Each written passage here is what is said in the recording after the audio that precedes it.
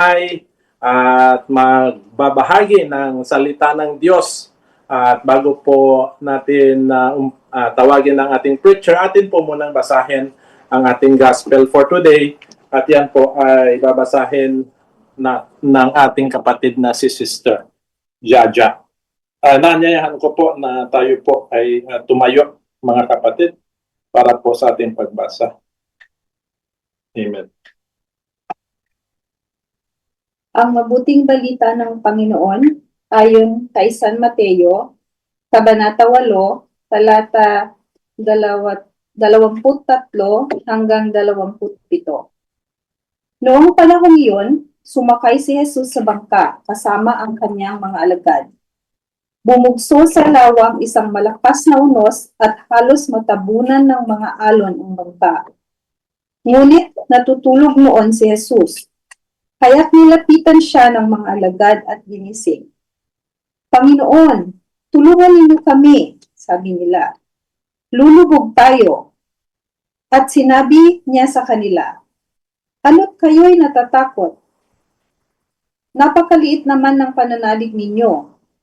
Bumangon siya, sinaway ang hangin at ang dagat at tumahimik ang mga ito. Namangha silang lahat at ang sabi, anong tao ito? Kahit ang hangin at ang dagat ay tumatalima sa kanya. Mga kapatid, ang mabuting balita ng Panginoon. Pinupuri ka namin, Panginoong Jesucristo. Amen. Maraming salamat po, Sister Ja. Yan, isang mapagpalang gabi po muli sa ating lahat, mga kapatid. At napakaganda po na naman ng gospel ngayong gabi. At ito po ay hindi bago ulit sa atin pong lahat. Hindi po siya bagong sa ating mga pandinig. Ito po ay narinig na po natin. Pero ako po ay naniniwala na marami pong bagong revelation na maibabahagi, mai-share sa atin sa pamamagitan po ng ating anchor preacher at ng mga kapatid natin na mag-share ngayong gabi. Ito po ay muli tumutukoy sa pananampalataya natin sa tuwing tayo po ay nakakaranas ng mga pagbagyo sa ating buhay. No, so ito po ay isa ring parang paalala sa atin, mga kapatid, na ano ba ang behavior natin, ano ba ang kilos natin, paano ba tayo kumilos, paano ba tayo gumalaw sa tuwing tayo po ay sinusubukan ng pagkakataon, tuwing tayo po ay dinaratnan ng mga problema sa buhay. So, hindi ko po pakahahabaan at akin na pong tatawagin ang ating anchor preacher for tonight. Wala pong iba kundi ang ating kapatid na si Brother Enzo Lopez. Blessed evening po, Brother Enzo. Blessed evening po sa ating lahat. Kahit po tayo magkakalayo, kahit napakalamig ng panahon, tayo po ay hindi mapipigilan para papurihan po ang ating Yahweh El Shaddai. Amen. Magandang mapagpalang gabi po muli sa ating lahat. So, ito pong aking napagnilayan para po sa ebanghelyong ito ni San Mateo sa Kabanata 8, talata 23-27. Ano po, pinamagatan ko po itong stay calm in the storm because Christ is in control. Ano po? So, ano po ba yung mga unos sa ating buhay na tila po pinangangambahan natin at kinatatakutan? So, ito po ba yung mga problema sa ating pamilya? Ito po ba yung mga problema sa ating kalusugan? Mga problema po ba natin ito sa ating kinabukasan o sa ating future? O ito po ba yung mga bagay na hindi natin kontrolado? Ano po? Sa Ebanghelyo po ngayon sa Mateo nga po, na makikita natin ang mga alagad na natatakot, na natakot sa gitna ng malakas na unos sa lawa ng Galilea. Ngunit sa gitna ng kanilang takot, ipinakita ni Jesus po dito na walang unos na mas malakas kaysa sa kanyang kapangyarihan. So, at tulad ng mga alagad, inaanyayahan din po tayo ngayon na magtiwala dahil kahit tila tahimik po ang ating Panginoon, kasama pa rin natin siya sa ating bangka. So, ang tagpo pong ito ng ebanghelyo natin ngayon ay nangyari po sa lawa ng Galilea. Ito po ay isang lawa na matatagpuan sa hilagang bahagi po ng Israel na hindi lamang mahalaga sa kasaysayan ng kundi napakahalaga rin sa pananampalataya.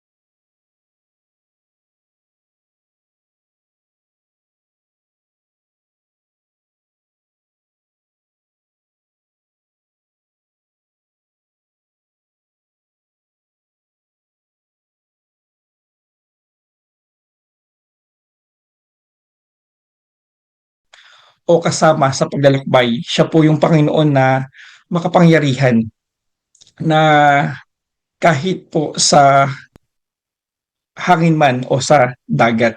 At marahil ang tanong nga po para sa atin ngayon ay may mga pagkakataon po ba sa ating buhay na nagtatanong tayo ng kung kasama ko ang Diyos, bakit may bagyo pa rin? Kung naglilingkod ako, bakit may pagsubok pa din? Kung sumusunod ako kay Jesus, bakit parang mas lalong humihirap? So sa Ebanghelyo po ngayon, inaanyahan po tayo ni Jesus na maging calm, hindi dahil wala ng unos, kundi dahil may Panginoon tayong higit sa anumang bagyo. Kaya po, pagnilayan natin po ang apat na paalala sa salitang calm. Hindi tayo tinawag ni Jesus na mabuhay ng walang unos, kundi maging calm or kalma sa gitna nito. Kaya po, mayroon po akong apat na reminders. Ang una po ay letter C, yung Christ is with you. So, ayon po sa Mateo, Kabanata 8, talata 22 hanggang 24, sumakay si Jesus sa bangka kasama ng kanyang mga alagad. Habang sila'y naglalayag sa lawa, si Jesus ay natutulog. Biglang bumugso ang isang malakas na unos at halos matabunan ng mga alon ang bangka. Mga kapatid, ito po ay pangako ng Diyos. Pangako po ng Diyos na siya ay lagi nating kasama. Simula pa po sa pagkalikha, hanggang sa nalikha po ang mga tao, hanggang sa pagpapadala po kay Hesus Kristo, hanggang sa kasulukuyan ay nananalaytay sa atin ang banal na Espiritu na panalangin ng Diyos Anak, na kalooban ng Diyos Ama, na kasama natin hanggang sa kasulukuyang panahon. So mapapansin natin na kailanman ay hindi tayo iniiwan ng Panginoong Diyos. Naganap na tagpong ito, ang mga alagad sa lawa ng Galilea, mismong present po ang Panginoong Hesukristo. Sabi nga po sa verse sa Mateo Kabanata 1, talata 23, maglilihi ang isang birhen at magsisilang ng isang sanggol na lalaki at tatawagin itong Emmanuel. So na ang kahulugan po ay kasama natin ang Diyos. Ano po, sa pang-araw-araw po nating buhay, tila talaga po lagi, as in lagi po sa araw-araw, bawat oras, bawat minuto, talagang since tayo po ay nandito na sa gawain, tayo po ay nakay Yahweh El Shaddai, lagi po natin siyang kasama. Ano po?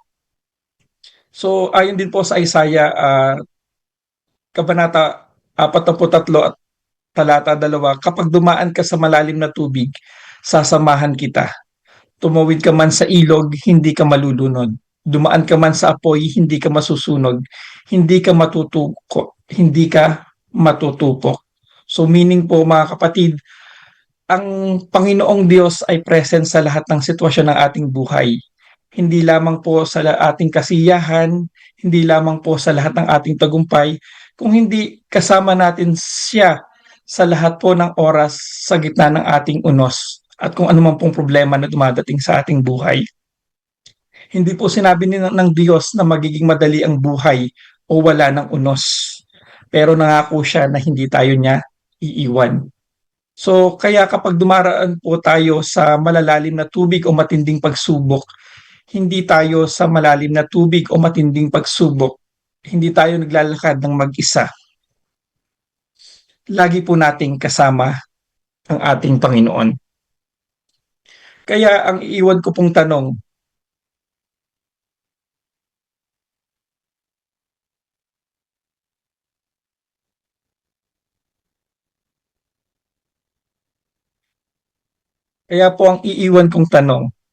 mas nakatingin ba ako sa laki ng problema o sa Diyos na kasama ko sa gitna nito?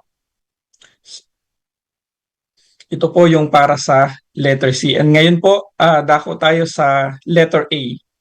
Ask Jesus in faith. So ayon po sa main verse from Mateo 8 verse 25, kaya't nilapitan siya ng mga alagad at ginising. Panginoon, tulungan niyo kami. Lulubog tayo. Sa gitna po ng malakas na unos, natakot ang mga alagad. Totoo ang kanilang takot.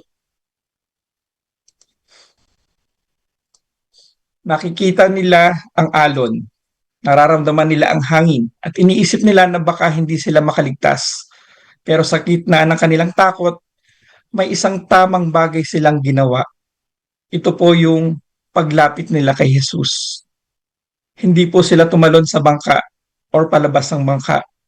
Hindi po sila naghanap ng ibang sasagip. Hindi sila nag-away kung sino po ang may kasalanan, kung hindi lumapit sila kay Jesus at nagsabi, Panginoon, iligtas mo po kami. So ganito rin po tayo minsan kapag may problema. Minsan ang una nating ginagawa ay mag-overthink, mag-focus sa kung ano yung problema. Minsan nga po may mga bagay pa na nangyayari sa atin. Minsan ang sagot hinahanap natin sa internet. Minsan tumatawag tayo sa maraming tao o maghintay ng kusang mawala ang sitwasyon. Pero ang tanong po, lumalapit ba muna tayo sa Panginoon? Ano ang mas pinalalaki ko? Ang takot ba o ang pananampalataya? Kapag puro takot ang pinapakain natin, lalaki ang pag-alala. Ano po? So, ang atin po lagi dapat gawin kapag tayo po ay kung nasa anumang pong sitwasyon, maging ito po ay dagok sa atin, lagi pong unahin natin yung pananalangin. Ano po? Unahin natin yung salita ng Diyos at pagtitiwala na ang pinapakain natin ang siyang magiging mas magpapalalim sa ating pananampalataya. Hindi po sinabi ni Jesus sa mga alagad na wala silang problema. Tinuruan niya silang lumapit sa Kanya habang naroon pa ang unos. Mga kapatid, alam ko po, ito po ay nauulit ko na sa aking mga sharing. Yung pagtawag po sa amin dito sa gawain, kami po ay nasa lowest point ng aming buhay. Nandun po yung aming problema o yung unos na tinatawag ng aming buhay. Sa paglapit po namin sa Panginoon, hindi po right away tinanggal ng Panginoon yung aming problema. Hindi po tinanggal or tinulungan kami ng Panginoon para maayos kung anumang problema meron kami. Mas ginawa po ng Panginoon ay ayusin po yung schedule namin. At ayusin yung schedule namin para mas lalong makalapit sa Kanya. Mas lalong makapaglingkod sa Kanya ng buong puso. mailaan namin yung aming bawat oras, yung aming panahon sa Kanya upang siya ay mapupurihan at mapaglingkuran. Mga kapatid, nung kami po ay napasama sa kongregasyon na ito, marahil yung aming pananampalataya ay masasabi po namin na hindi nawala pero nagkulang. Nakalimot kaming tumawag sa ating Panginoon. Sa gitna po ng unos na aming kinakaharap na hanggang sa kasalukuyan po ay aming nararanasan. Pero talagang ang pag-ibig po at kapangyarihan ng Panginoon, ang pag naghari po sa ating buhay, iba pong blessing yung ibinibigay niya sa atin. Yung kongregasyon po sa amin ay blessing. Yung paglapit po namin sa Kanya ay blessing. Yung yung binibigay niya po sa amin na wisdom, yung kapayapaan sa aming puso ay blessing. Itong mga problema na nangyayari sa amin, nananatili pa rin po. Pero yung ipinaalala po ng Panginoon sa amin is magkaroon ng positibong pagtingin sa bawat bagay po ng aming problema. Maaari po ang problema po ay narito sa amin pero nagiging positibo pa rin kami po sa pagtanggap nito. Hindi po tuluyang inalis ng Panginoon yung problema o yung ano sa aming buhay. Pero binibigyan niyo po kami ng kapayapaan sa aming puso para tanggapin itong onos na ito na siyang nagpapatibay sa amin para magpatuloy, para magsumikap, para makadulog, para makapaglingkod sa Kanya ng buong puso. Ang aming pong buong pamilya, ang aming pong buong pamilya ay naglilingkod. May galak po kami naglilingkod. Masaya po kami naglilingkod sa Panginoon. Kasi alam po namin na kahit maraming problema, hindi po kami iniiwan ng Panginoong Diyos. Lagi po siyang nariyan sa aming buhay. Lagi po siyang nandyan sa atin. Hindi po sinabi ni Jesus na sa kanyang mga alagad na wala silang problema. Tinuturuan po ng Panginoon na tayo ay lumapit sa Kanya sa gitna ng pagsubok na kinakaharap natin sa ating buhay. Kaya ang panalangin po ay hindi para mawala agad ang problema, kung hindi palakasin po ang ating puso na magtiwala sa Diyos. Kaya po, tulad po ng sinasabi, prayer should be our first response, not our last resort. Ito pong mga pananalangin natin, ito pong mga ginagawa natin, ito pong mga gawain natin, ito po yung pagkain na magpapalakas sa atin para magpatuloy sa paglilingkod sa Kanya. Sabi nga po sa Pilipos chapter 4, verse 6, huwag kayong mabilis sa tungkol sa anuman.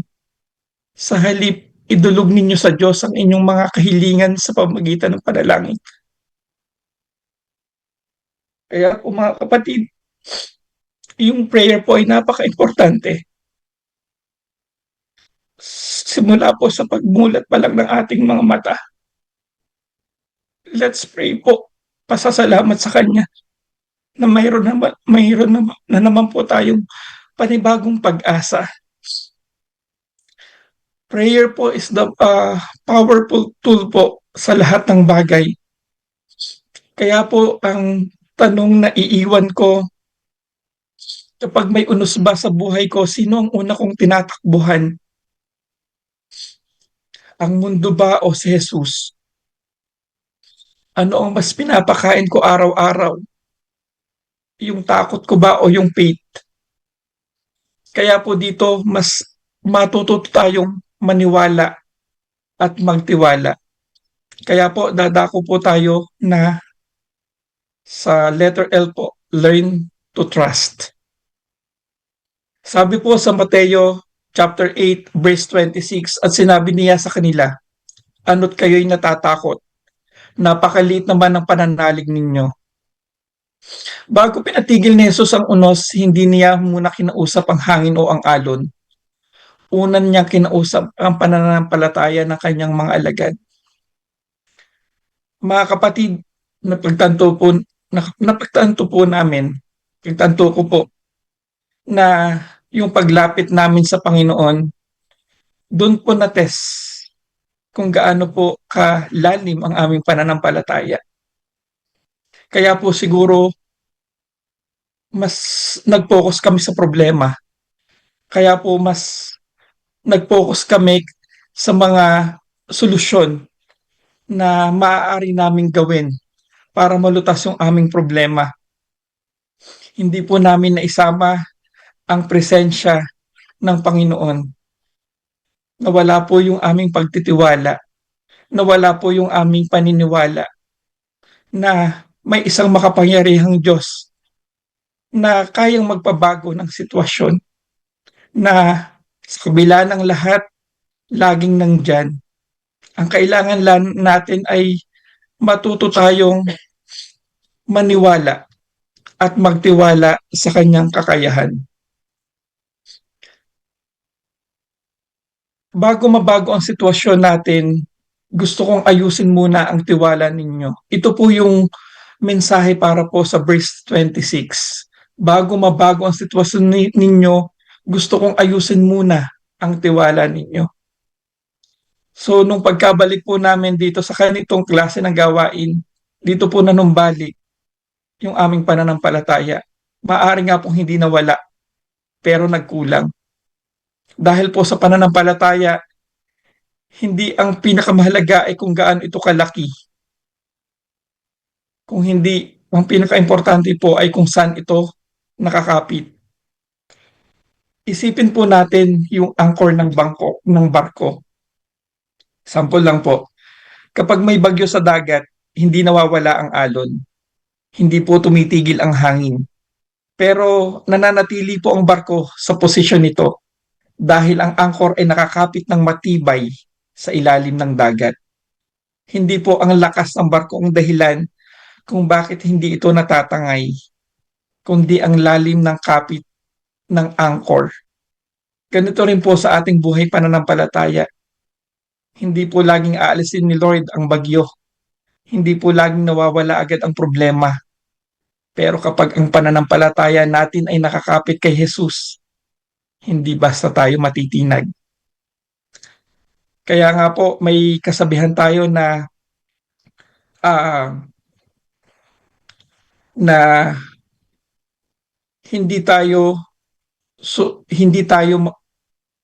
mapapagod tayo pero hindi tayo susuko kasi pinapalakas tayo ng ating Panginoon.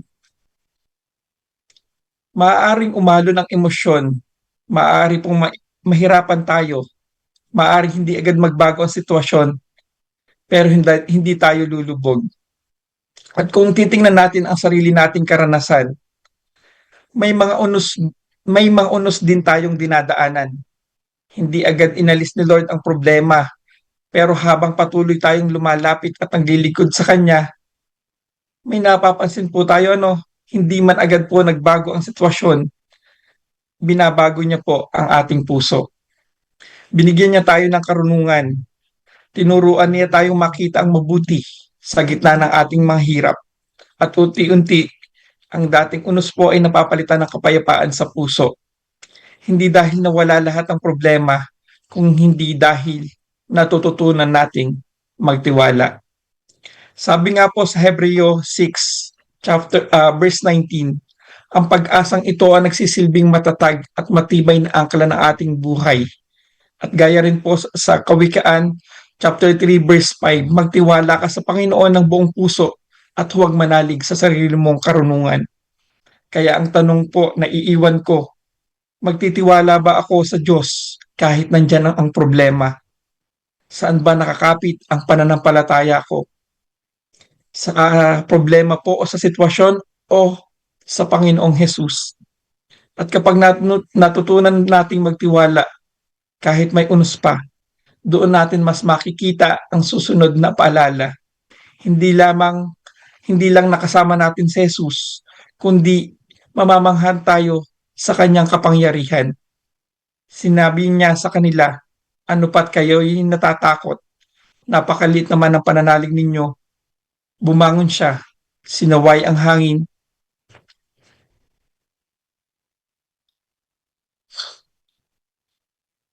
at dito po papasok ang ikaapat na paalala. Marvel at His power, letter M po. Kapag po si Jesus ay present, miracles happen. Lagi pong may milagrong ginagawa ang Panginoon. Ano po, once na kasi nga po lagi siyang present, may milagro siyang ginagawa sa atin.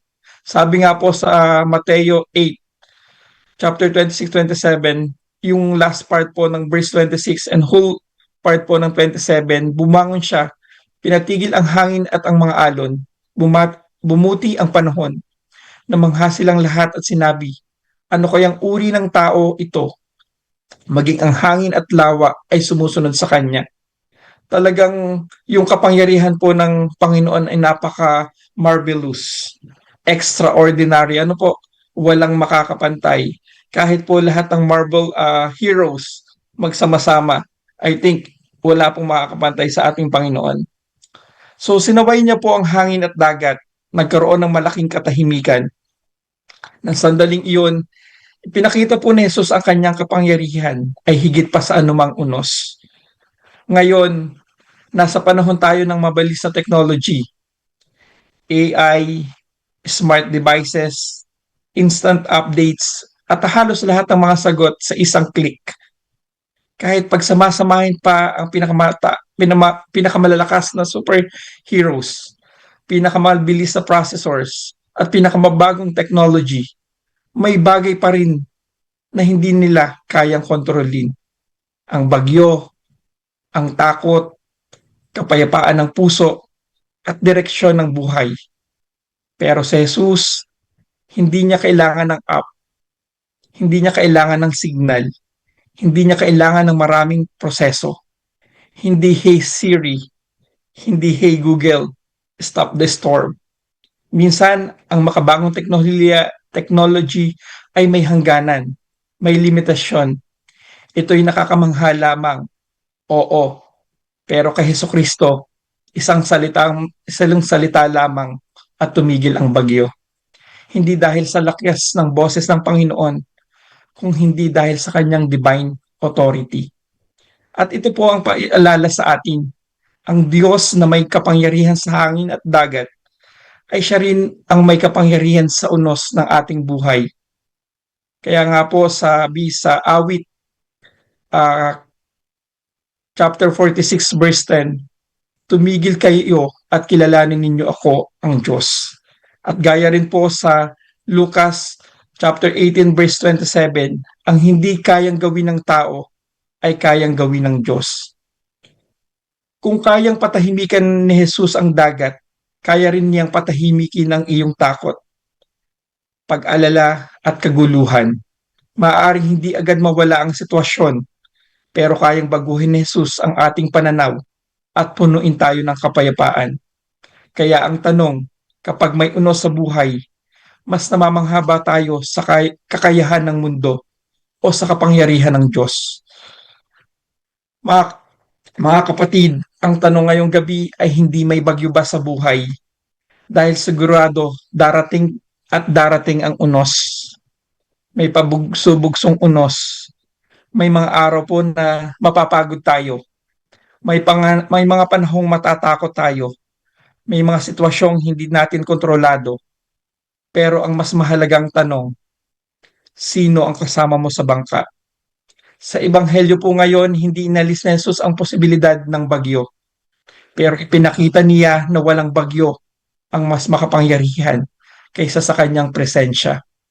Kaya po pag may unos, Christ is with you. Ask Jesus in faith. Learn to trust. Marvel at His power. At marahil ito ang iiwan kong tanong sa bawat isa. Ano ang unos na dinadalo mo ngayon? At higit doon, handa ka bang ipagkatiwala kay Jesus ang bangka ng iyong buhay? Ang kapayapaan hindi nanggagaling sa pagkawala po ng bagyo. Ang tunay na kapayapaan ay darating kapag alam mong kasama mo si Kristo, nagtitiwala sa Kanya, at naniniwala kang siya pa rin ang may kontrol. Kaya sa bawat unos ng buhay, stay calm in the storm because Christ is in control. Tapusin ko po ito sa isang short prayer. Kaya po mga kapatid, ipikit po natin ang ating mga sarili, ipikit po natin ang ating mga mata at tayo po ay manalangin. Father God, when worry tries to overwhelm my mind, I turn to you. Replace my anxious thoughts with your perfect peace. Guard my heart, calm my spirit, and help me trust you in every situation. In Jesus' name we pray. Amen. Mapagpalang gabi po muli sa ating lahat at marami pong salamat. Amen. Thank you so much po, Brother Enzo. No? Salamat sa busog na sharing ninyo, Brother Enzo. Tunay nga po mga kapatid na wala naman pong bawat isa sa atin, wala pong exempted no, sa problema, wala pong exempted. Ito po ang katotohanan ng buhay paglilingkod, my dear brothers and sisters. Kasi ito pong mga alagad, sumunod lang naman sila sa ating Panginoon. Eh. Pero bakit ganun ang inabot? No? Ito po ang katotohanan ng isang buhay lingkod ng ating Panginoon sa Kristo. That we are not exempted from trials. No? Yes, that following Jesus include blessings, it include answered prayer, no, breakthrough. But we have to remember that following Jesus also include pains. No, meron din talagang mga sacrifices, merong mga persecutions. So, pag alam na po natin na ganon, tandaan po natin yung sabi ni Brother Enzo, huwag po tayong mabalisa. We have to stay calm. No? Maging kalmado lang po tayo. Ano man po ang nangyayari sa paligid, ano man po ang sitwasyon, maging kalmado lang tayo dahil alam natin na merong isang Diyos na kasama natin sa bangka. And I just want to emphasize, my dear brothers and sisters, na ang magliligtas po sa atin ay hindi yung bangka. No? Minsan that's the misconception na yung tao na hindi nakakakilala pa sa Lord. No, akala nila they are safe kasi maraming pera, na they are good kasi they are intelligent, na kaya nilang solve rin ang problema na sila, no? They lean on their own understanding, na maraming ari-arian, kala nila hindi mababangkrut. So, yun po yung mga bangka ng ating buhay, no? Wala po sa bangka hindi po sa bangka magliligtas sa atin, kundi nasa ating Panginoong Jesucristo na kasama natin sa ating buhay, no? So, yun po, si Jesus Christ ang tangi nating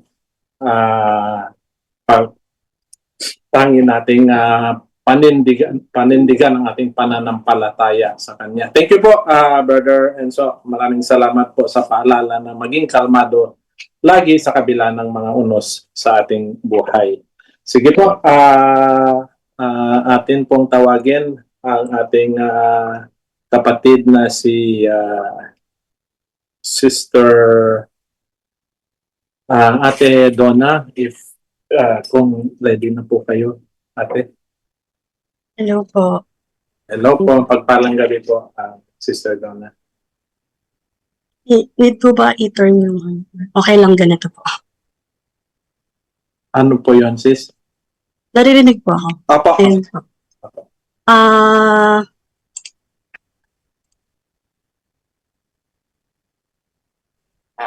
Ano pala ako?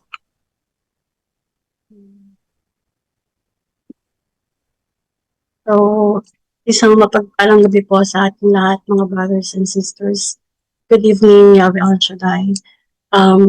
Bago po ako magsimula sa aking sharing, gusto ko lang po muna magpasalamat kay Lord dahil ginamit niya ang instrument si Brother KR for me to be reminded of God's goodness in my life dahil sa gospel natin ngayon.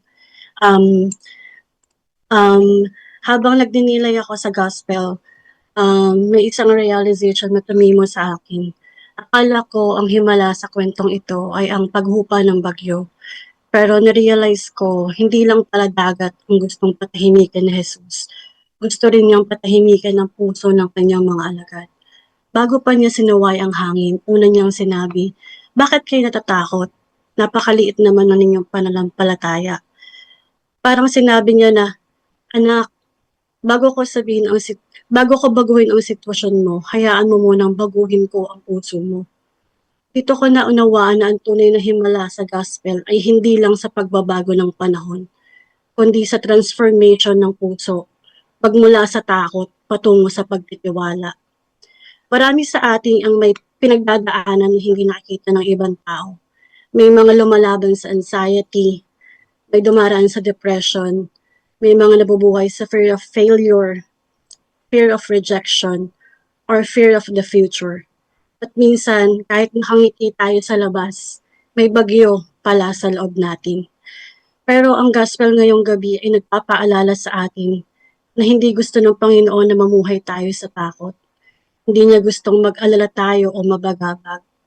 Ang gusto niya ay magkaroon tayo ng peace. Peace that comes from trusting Him. Ang nais niya ay tayo ay mapanatag. Hindi dahil wala ng problema, kundi dahil alam natin kasama natin siya sa gitna ng problema. On a deeper insight, napansin ko na hindi pinigilan ni Jesus ang bagyo na dumating. Bakit?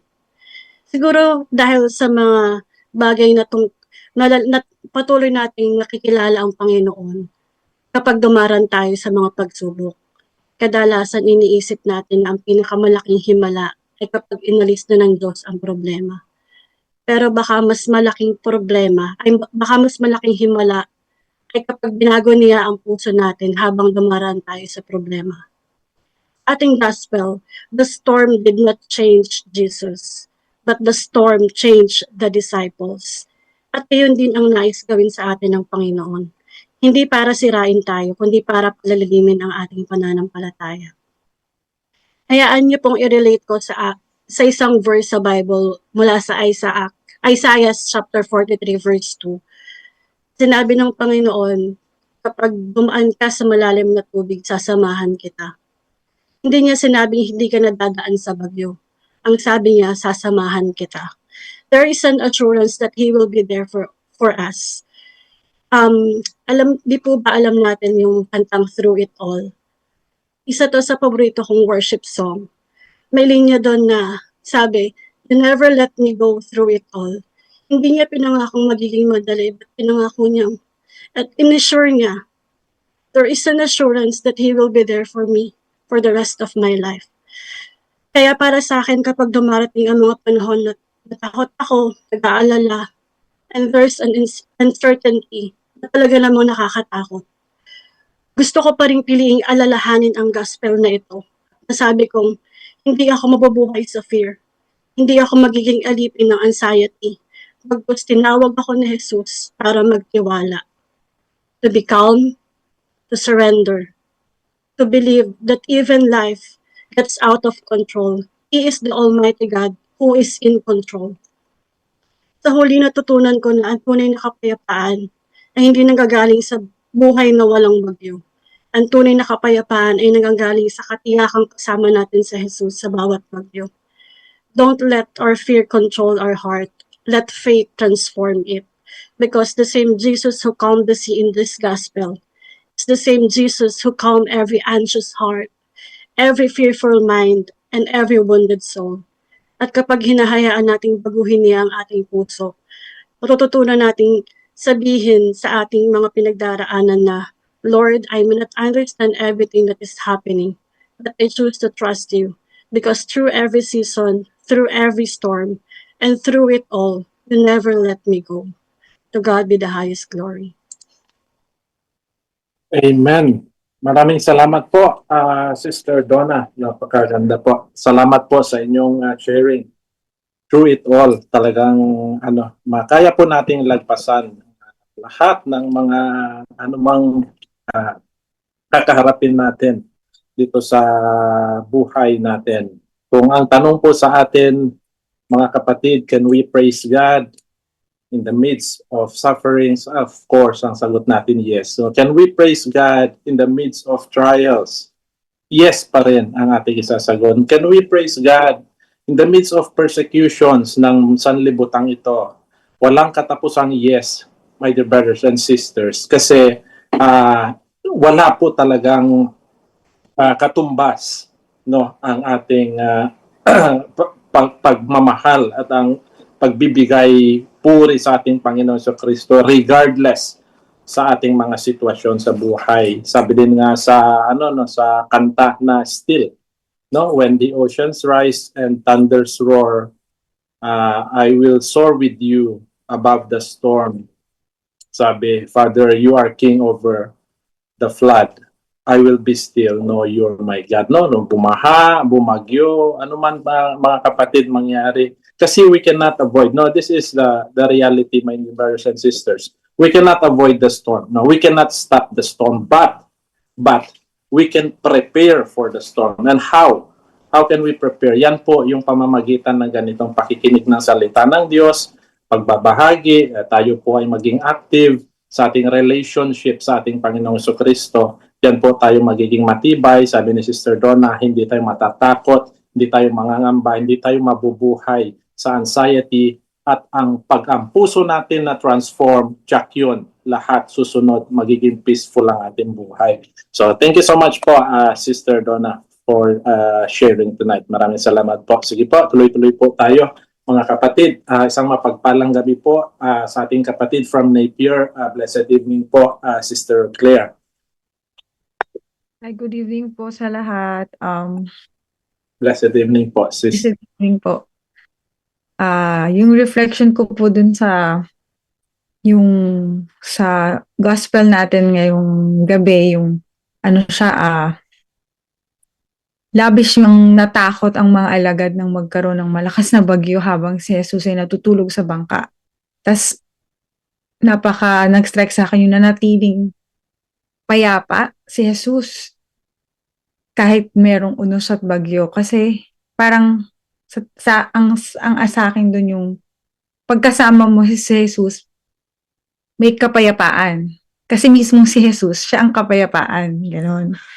So tulad ng mga alagad, dumaranas din tayo ng mga pagsubok, pangamba, at mga sitwasyong tila hindi natin kayang harapin. So tinuturo sa atin ng gospel ngayong gabi na ito na ang pananampalataya ay hindi nangangahulugang walang unos na darating sa buhay natin. Hindi yun dahil may pananampalataya ka o meron nasa gawain ka na or araw-araw or 24/7 ka nananalangin. Hindi yun magiging parang libre ka ng makaranas ng unos sa buhay, kundi ang pagtitiwalang kasama natin si Jesus sa gitna ng bawat unos. So, kaya maganda yung napipicture ko dun sa bangka na may unos, pero si Jesus kasama mo dun sa bangka, na parang sa akin kahit saan kang laot dalhin, kahit gaano kalakas yung bagyo, kahit saang pangpang ka dalhin ng bagyo, pero kung si Jesus kasama mo dun sa bangka mo, wala kang hindi kakayanin. So meron po akong 3 take away dun sa gospel natin. Yung una, laging kasama natin si Jesus. So kahit tila tahimik siya o parang hindi kumikilos, kahit ganun na yung pagdadasal natin o paghingi natin sa kanya ng blessings and provisions, kahit parang hindi ako pinapakinggan ng Panginoon. Pero palagi siyang naroroon at kumikilos sa tamang panahon. In God's perfect time. Hindi natin panahon, hindi sa kung kailan natin gusto matanggap yung mga blessings o yung mga kasagutan sa panalangin natin, pero sa tamang panahon na tinakda ng Panginoon sa atin. Yung pangalawa po, ang pananampalataya ay dapat manaig kaysa sa takot. So, faith over fear. Ako po madalas po itong isa po sa mga kahinaan ko eh. Pag minsan may dumarating na sobrang nayayanig yung bangka ko na sa problema or sa bagyong dumarating sa akin, talagang nanginginig din ako kagaya ng mga disciples.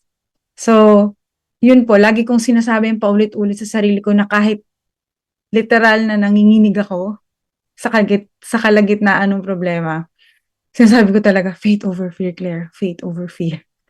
Kasi kasama mo ang Diyos. So, hinahamon tayo ng Panginoon na ang kanyang, nakagaya ng mga kanyang mga alagad na magtiwala sa Kanya. Na sa halip na magpadala sa takot, tayo rin ay tinatawag na manalig sa Diyos sa gitna ng mga pagsubok. Kasi nga, tulad ng mga disipulo dun sa gospel, nagpanik sila, pero hindi nila nakalimutang tumawag sa Panginoon. Hindi sila nag-rely, di ba may mga magagaling doon na mga isda eh, magaling silang sa bangka, sa dagat, pero hindi sila nag-rely sa sarili nilang kalakasan. Tumawag sila kay Jesus. So, ganun din yung gawin natin na parang kahit natatakot tayo, lagi tayong tatawag sa Kanya. Lagi tayong mananampalataya. Kahit minsan, hindi mo nakikita pa ang klarong kasagutan sa mga panalangin mo. Tapos pangatlo po, yung may kapangyarihan si Jesus sa lahat ng unos. So lahat, walang malaking unos sa kapangyarihan ng Diyos. So, kaya niyang patahimikin ang hangin at dagat. So, hindi lang yun. Kaya niyang patahimikin ang kahit anong unos na dumating sa buhay natin. Wala siyang hindi kakayanin. Dahil siya ang Diyos. So, walang anumang suliranin o pagsubok na hihigit sa kapangyarihan niya. Basta manatili lang tayo at patuloy na magtiwala na kasama natin ang Diyos. Amen po. Amen. Thank you so much po, Sister Claire. No, maraming salamat po, sis. Tunay po na mga kapatid ng paalala ni Sis Claire. No, minsan nakala natin, no, pag hindi tayo na, halimbawa, nadidelay yung mga panalangin natin, parang masyadong matagal na tayo sa pagsubok na yon. Parang akala natin wala na si Jesus, no, pagtahimik siya. Pero lagi po nating tatandaan na na pag silent po si Jesus, it doesn't mean na he is absent, no. Meron po siya lagi sa tabi natin, lagi po siyang nandiyan. Hindi niya po tayo niya po tayo na iniwan. At yun nga po yung paalala din, no, nabanggit ni Sis Claire. May mga doon eh, talagang expert na fisherman doon sa boat eh.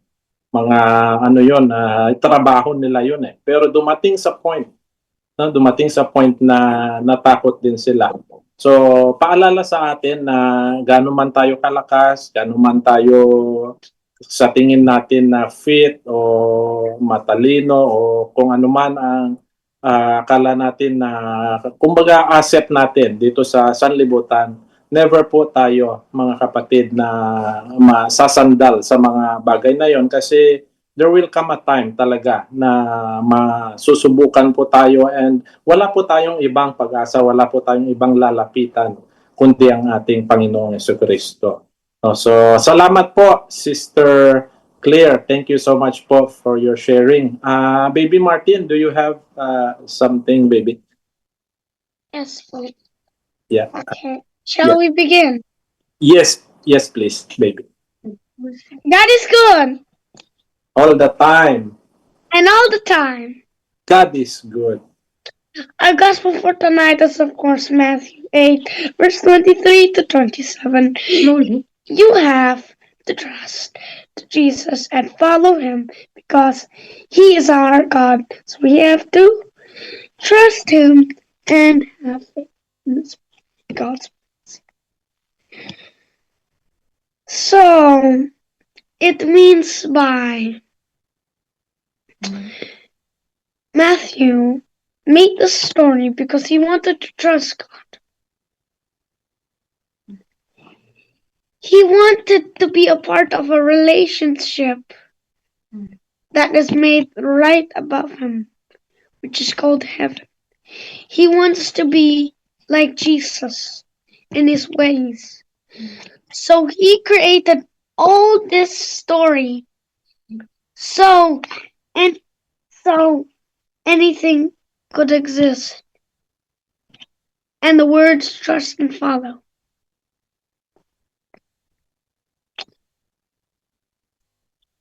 So everything needs to be nice.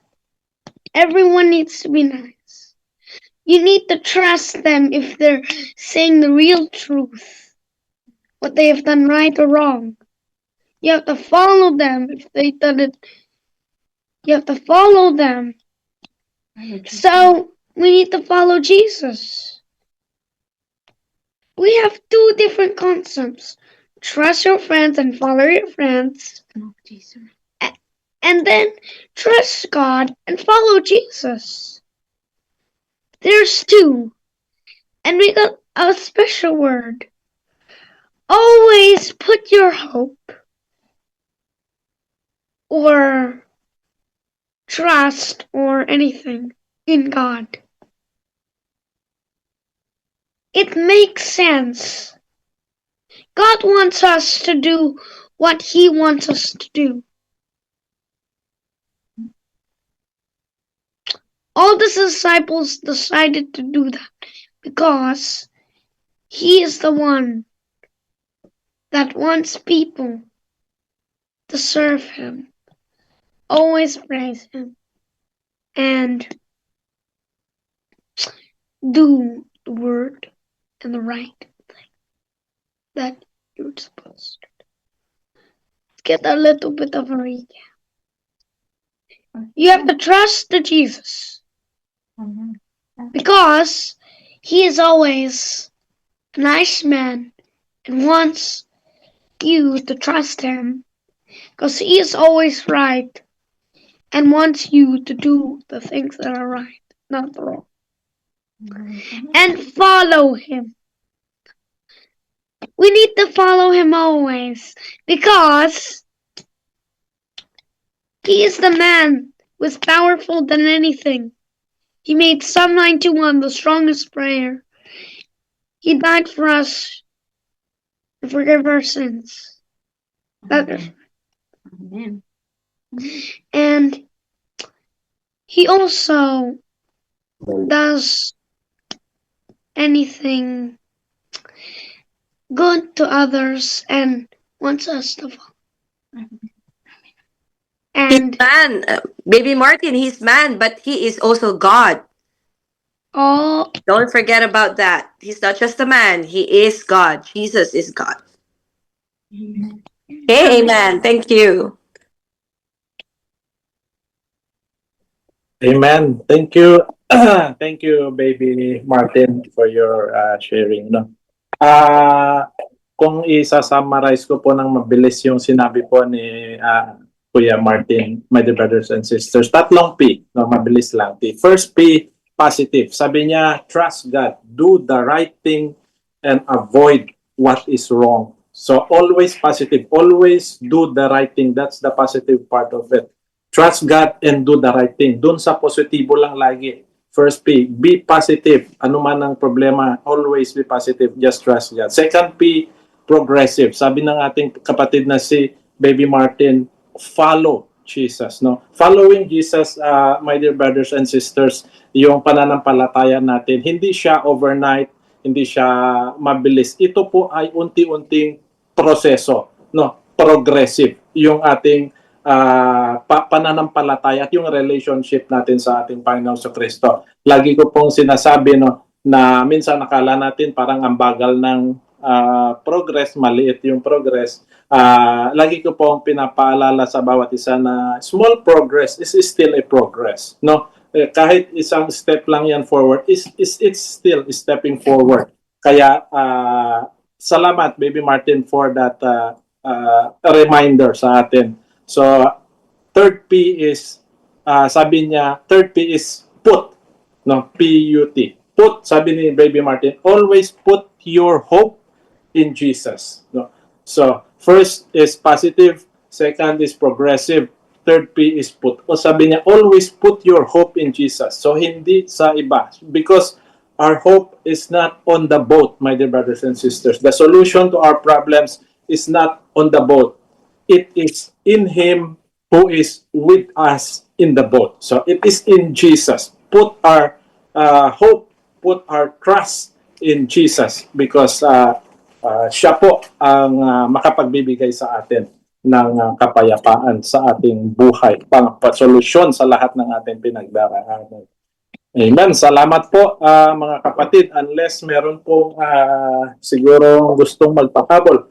Kung may gusto pong magpahabol, meron pa po ba? Sige po, kung wala na po mga kapatid, muli maraming salamat po sa bawat isa. Salamat sa Diyos sa mga nag-share at sa atin pong lahat na nakapakinig ng kanyang banal na salita ngayong gabi. Salamat po. Sige po, manalangin po tayo. Siguro, Brother Robert, Brad, kung okay lang po, pasuyot po.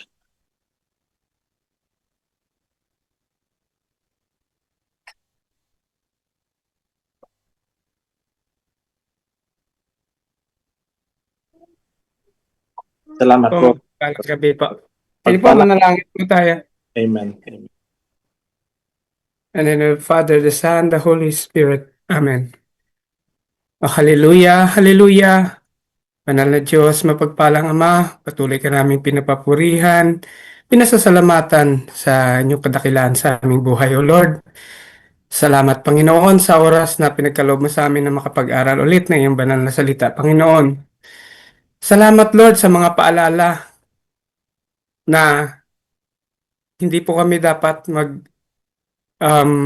nagtiwala sa mga bagay, Lord, sa bangka, tanging sa iyo lamang. At ikaw lamang, Lord, ang magbibigay sa amin ng kapayapaan sa gitna ng unos ng aming buhay, O Lord. Salamat sa paalala, Panginoon. Salamat sa mga revelations mo sa gabing ito, Panginoon. Salamat sa aming mga kapatid na nag-share sa aming anchor preacher, O Lord. Nawa, Panginoon, ang mga mensahe mo sa araw na ito, mga take-away na aming napakinggan, Panginoon. Magamit nito, Lord, namin sa aming araw-araw na pamumuhay, Panginoon, na kung saan, Lord, pagdating ng uno sa aming buhay, tanging ikaw, Lord, ang aming lalapitan. At sa iyo lamang kami magtitiwala, Panginoon. Salamat, Panginoon, sa iyong mga biyaya at pagpapala sa aming buhay, sa paggabay sa amin sa araw-araw, O Lord, sa gitna ng aming mga kinakaharap sa araw-araw namin pamumuhay, O Lord. Panginoon, patuloy mo kaming samahan at gabayan sa araw-araw upang sa aming mga nakakasalamuha sa araw-araw, Panginoon, ikaw ang mapapurihan, Lord, at hindi kami, Panginoon. Salamat, O Lord, at patuloy na pag-alabin mo ang aming puso na magtiwala at maglingkod sa iyo, Panginoon. Salamat, O Lord, at sa aming mga kapatid na ito, Panginoon. Samot dalangin ko, Panginoon, na kung ano man ang kanilang mga kahilingan, ang desire ng kanilang puso, Panginoon, ito iyong tugunin, Panginoon, ayon sa iyong kalooban, O Lord. Salamat. At ang lahat ng ito, Panginoon, ay aming samo at dalangin sa matamis na pangalan ng aming Panginoong Hesukristo kasama ng Espiritong Banal at ng aming Inang Birhen na patuloy na nanalangin para sa amin. Amen and amen. Amen. And the Father, the Son, the Holy Spirit. Amen. Amen. Thank you po, Brother Robert. Sige po, siguro mag-open po tayo ng mga camera.